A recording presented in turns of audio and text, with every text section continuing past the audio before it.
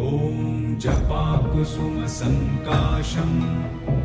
काश्यपेयं महाद्युतिं तमोरिं सर्वपापघ्नं प्रणतोऽस्मि दिवाकरम् ॐ जपाकुसुमसङ्काशं काश्यपेयं महाद्युतिं तमोरिं सर्वपापघ्नं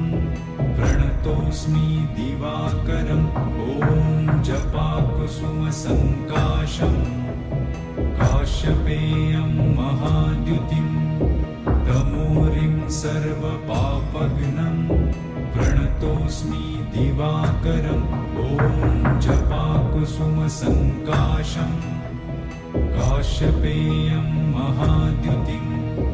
तमोरिं सर्वपापघ्नं प्रणतोऽस्मि दिवाकरम् ॐ